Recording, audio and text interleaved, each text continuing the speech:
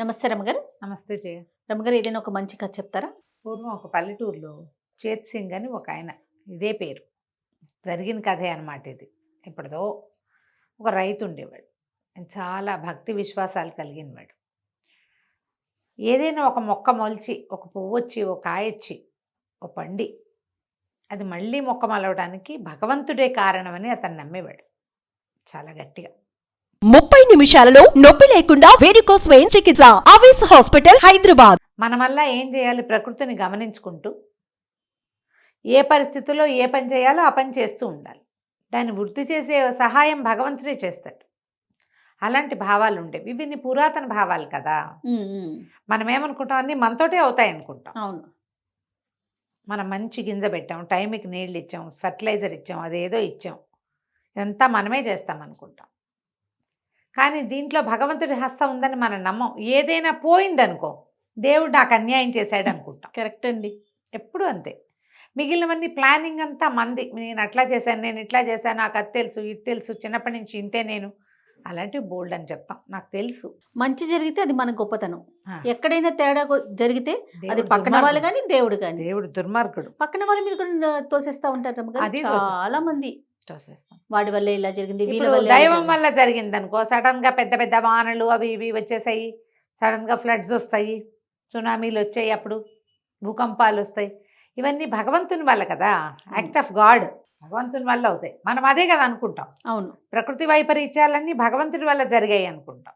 అయితే ఈయన చాలా శ్రద్ధగా అదని మీద గింజలు విత్తనాలు వేసేవాడు, నారుమడి పోసేవాడు, తర్వాత చక్కగా అన్ని విత్తేవాడు, చేనుకు కావాల్సిన సహాయాలన్నీ చేసి భగవత్ కటాక్షంతో ఈ చేను నా చేతికి వచ్చిందని నమ్మేవాడు. అయితే ఓ సంవత్సరం అందరూ పొలం పనులు చక్కగా చేసుకున్నారు, అన్ని తవ్వి దున్నుకున్నారు, తర్వాత గింజలు చేశారు, అన్ని విత్తనాలు మళ్ళీ ఏమంటారు దాన్ని, ఊడుపులు గీడుపులు కూడా అయిపోయినాయి. ఊడవటం అంటే అదే ఏమంటారు, నారుని విడివిడిగా తీసి పెడతారు కదా, మొదటి నారు కుప్పగా వేస్తారు, ఆ కుప్పని తీసి నారుమడి వేస్తారు, ఆ మడిలో నుంచి మొత్తం కుప్పలు తీసుకుని ఒక్కొక్క చెట్టు విడివిడివిడిగా నాటుతారు. ఊడవటం అంటారు. ఊడుపులు, నాట్లు కాదు రమగారు. నాట్లు. మా వైపు ఊడుపులు అంటారు. ఓకే. మొక్క పొడవటం. మా సత్యవతి వాళ్ళ వైపు గులాబీ మొక్క పెట్టినా మొక్క ఊడ్చానంటుంది అది. వరిని ఊడుపు, వరి ఊడుపులు అంటారు. వరి నాట్లు లేదా ఊడుపులు. గులాబీ మొక్క పెట్టినా, టమాటా మొక్క పెట్టినా సరే ఊడవటమే, అదే ఊడ్చాను అంటారు. ఈ ఊడుపు కాదనమాట, దాన్ని వేళ్ళు ఊనుకునేలాగా చేయటం అనమాట ఊడుపు. అయితే ఏమైంది, ఆ సంవత్సరము వర్షాలు పడలా, క్రమంగా తేమ లేక, పైనుంచి నీళ్లు రాక, వర్షాధారమే ఆ ప్రాంతం అంతా, పంటలు రాల. సరే ఏం చేశారు, జనమంతా జాగ్రత్త పడ్డారు. ముందు సంవత్సరం ఒడ్లే విసురుని వాడేయకుండా కొంచెం జాగ్రత్త చేసుకున్నారు. ఏమిటో రెండో పంటకు కూడా వాన రాలేదు. రాకపోయేసరికల్లా జనాలు బెదిరిపోయారు. జ్యోతిష్కుల్ని, కార్తాంతికుల్ని, వాళ్ళని వీళ్ళని, ఖగోళ శాస్త్రజ్ఞుల్ని, కొంతమంది భూతత్వాన్ని గ్రహించే వాళ్ళని అందరితోటి మాట్లాడించి ఏం తెలుసుకున్నారంటే, మనకి కరువు రాబోతోంది, క్షామం వచ్చేసింది ఇక్కడ, అంటే నీరు లేదు, వాన రాదు. అక్కడికి ఇంకో జ్యోతిష్కులు, పెద్ద పెద్ద వాళ్ళు, పై దేశాల నుంచి వాళ్ళు వచ్చి 7 సంవత్సరాల పాటు ఇక్కడ వానలు పడవు అని నిర్ధారించారు. జనం బెంబేలెత్తిపోయారు. ఏం తింటాం, అసలు ఏం చేస్తాం, ఊళ్ళో ఉండి గొడ్డు గోదావనే వాటి గడ్డి గాదం వద్దు, కావాలిగా. ఓ ఏడాది ఎండుగడ్డి ఆ గడ్డి తోటి మేనేజ్ చేస్తారు. 3వ ఏడుకి అయ్యేసరికల్లా మీకు జనుము కానీ వరి కానీ ఎక్కడి నుంచి వస్తే, పండితే ఎండుగడ్డి వస్తుంది, పండకపోతే పచ్చిగడ్డి లేదు, ఎండుగడ్డి లేదు. బయట దేశాల నుంచి కొనుక్కోగలిగే సత్తా రైతులకి, బక్క వాళ్ళకి ఏముంటుంది పాపం. గొడ్డు గోదా క్షీణించిపోయినాయి. దాంతో ప్రజలంతా పై ఊళ్ళకి వెళ్ళిపోవటం మొదలుపెట్టారు. ఈ ప్రాంతాన్ని వదిలిపెట్టి, కరువు ప్రాంతం దీన్ని వదిలేసి పై ఊళ్ళకి. ఇప్పుడు మన దగ్గర కూడా అంతే కదా, భీవండి నుంచి అక్కడి నుంచి ఇక్కడి నుంచి పైకి వెళ్ళిపోయి చాలామంది ఉన్నారు కదా. కరువు ప్రాంతం నుంచి మన తెలుగు రాష్ట్రాల్లో కూడా కరువు ప్రాంతాలు ఉన్నాయి. అక్కడ ఏమి నీళ్ళు రావు, ఏం పండవు, పండించలేరు, వేస్ట్ అయిపోతుంది శ్రమ అంతా. కాకపోతే మన చేత్ సింగ్ మాత్రం పొలం ఎప్పటికప్పుడు పదును చేసి పెట్టుకునేవాడు. గట్టి పడిపోతే ఓ రోజు పొద్దున్నే పోయి పాత గింజలు దాచుకుని కొద్దిగా ఇంతంత అన్నాలు వండుకోకుండా రోజు గంజే కాచుకునేవాళ్ళు.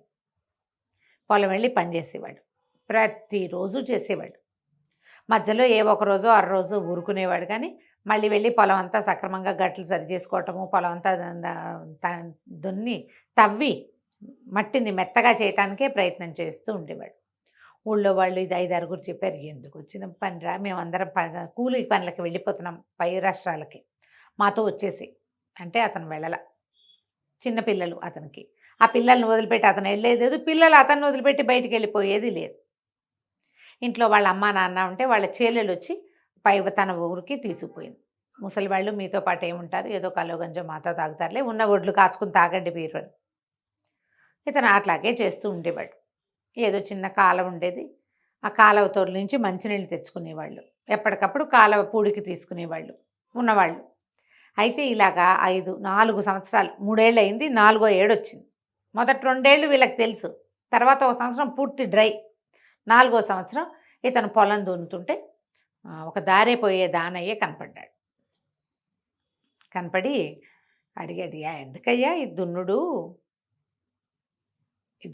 వృధా కదా, 7 ఏళ్ల దాకా వానలు రావు, ఇది 4వ సంవత్సరం, ఇంకా 3 ఏళ్ల దాకా ఇంతేను, వేస్ట్ కదా ఈ పని, ఈ శ్రమ అంతా నువ్వు ఏ పట్టణంలోనో ఇంకో పక్కనున్న పల్లెల్లోకో పోతే శుభ్రంగా చెయ్యి కాలు కూడతాయి కదా, పొట్ట నిండా అన్నం వస్తుంది నీకు నీ కుటుంబానికి, అవునా కాదా అన్నాడు.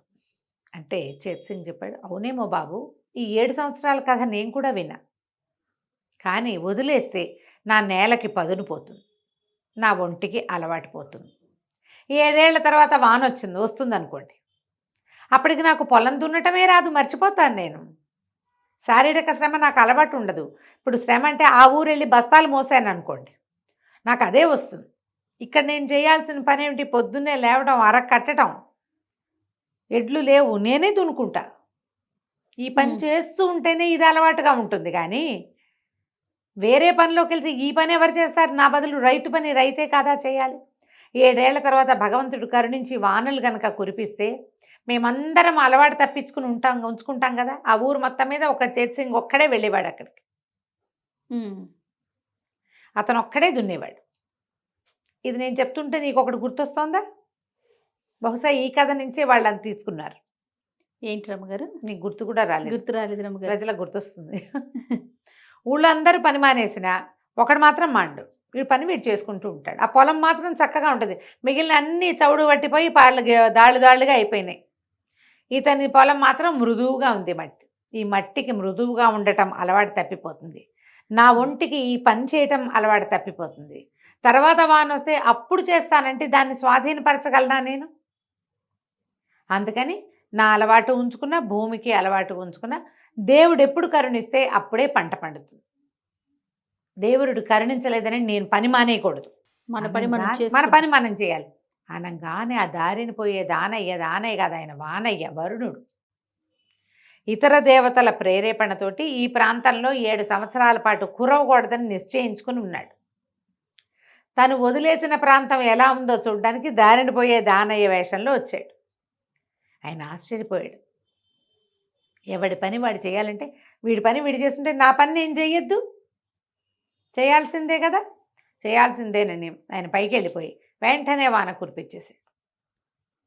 ఏ సీజన్లోనూ వాన పడకుండా లేదట ఆ రాష్ట్రంలో. ఇక అక్కడి నుంచి వాన పడేసరికలు పదును మీద ఉంది ఇతనికి పొలం, ఆల్రెడీ తవ్వి పెట్టి ఉన్నాడుగా. చక్కగా గింజలు పై ఊళ్ళకి వెళ్ళి గింజలు తెచ్చుకున్నారు. వీళ్ళ దగ్గర గింజలు ఏం లేవన్నీ పోయినాయి, వాటి పని అయిపోయింది, చల్లేసుకున్నారు. అందరికంటే ముందు చేత్సింగ్ పంటే పండింది, ఎక్కువగా పండింది. మిగిలిన వాళ్ళందరికీ 10 బస్తాలు పండితే ఇతనికి 25 బస్తాలు పండింది. ఎందుకంటే ఇతని నేల పదును మీద ఉంది. తవ్వుతూ ఉండాలి ఎప్పుడు కూడా. మనుషులకి ఆ రకమైన శ్రద్ధ ఉండాలి. ఏదైనా అవకాశం వచ్చాక కోర్సులు నేర్చుకుంటామంట. ఎస్, ఆ విషయమేనా రమ్మగారు? ఎగ్జాక్ట్లీ. అవకాశం వచ్చాక అప్పుడు మనం ట్రై చేద్దామంటారు. అట్లా కాదు, నువ్వు ట్రై చేస్తూ ఉంటే అవకాశం పికప్ చేస్తుంది. రోజు చదవాలి. పరీక్ష వచ్చినప్పుడు చదువుతాం అనకూడదు. ఈ బ్యాంక్ టెస్ట్లకి వాటికి ప్రిపరేషన్ చేస్తారా, ఆ నోటిఫికేషన్ పడ్డాక అప్పుడు మొదలు పెడతారు. అలా కాదు, మీ బ్రెయిన్ పదునుగా ఉంచుకోండి. భూమి ఎట్లా పదునుగా ఉండాలో బ్రెయిన్ కూడా పదునుగా ఉండాలి. చదువుకున్న వాళ్ళు చేయవలసిన పనే అది. మనకు అవకాశాలు లేవు కాబట్టి ఏ ప్రయత్నము చేయకుండా అలా మందంగా ఉన్నావనుకో, అవకాశం వచ్చినప్పుడు నువ్వు స్పీడప్ అవ్వలేవు. ఎలా అందుకుంటావు? అందుకోలేకపోతాం. అవకాశాన్ని అందుకోవాలంటే నువ్వు యాక్టివ్గా ఉండాలి, శరీరమైనా బుద్ధి అయినా. దానికోసమని ఎప్పుడు రెడీగా ఉండాలి. అవకాశాలు ఇచ్చేవాడు భగవంతుడే, అంతే. కానీ అవకాశం అందిపుచ్చుకోవాల్సింది ఎవరు? మనమే. మనము. దానికోసం మనం రెడీగా ఉండాలి. కాబట్టి బ్రెయిన్ని పదును పెట్టండి. ఒంటికి పట్టిన మందం బద్ధకాన్ని, సోమరిపోత్తనాన్ని వదిలిపెట్టేసేయండి. పురాతన కాలపు ఈ కథని ఒకసారి జ్ఞాపకం చేసుకోండి. ఇట్స్ కార్పొరేట్ స్టోరీ ఇది. ఎగ్జాక్ట్లీ అండి. ఎప్పుడు పనిచేయాలి, ఎప్పుడు అప్డేట్ అవ్వాలి. అదేదో అవకాశం వచ్చినప్పుడు అప్డేట్ అవుతాను అనకూడదు, నువ్వు చేస్తూ ఉండాలి. ఎంత పెద్ద ఉద్యోగంలో ఉన్నా కొత్త కోర్సులు ఏదైనా రాగానే నేర్చుకోవాలి. డాక్టర్లు, ఆయన ఎవరో ఒక డాక్టర్ చెప్పారు, ఆపరేషన్స్లో కొత్త కొత్త మెలకువలు వస్తున్నాయట. పాతకాలం వాళ్ళకి తెలియదమ్మా, మనం ఎప్పుడు అప్డేట్ అవ్వాలి, జర్నల్స్ తిరగేయాలి, పుస్తకాలు చదవాలి. చదవకపోతే మనం అప్డేట్ అవ్వలేము అని చెప్పారు. ఎంత మంచి విషయం, చాలా మంచి కథ రమ్మగారు. ఎస్, గుర్తొచ్చింది నాకు. రైట్ అండి. నమస్తే. నమస్తే.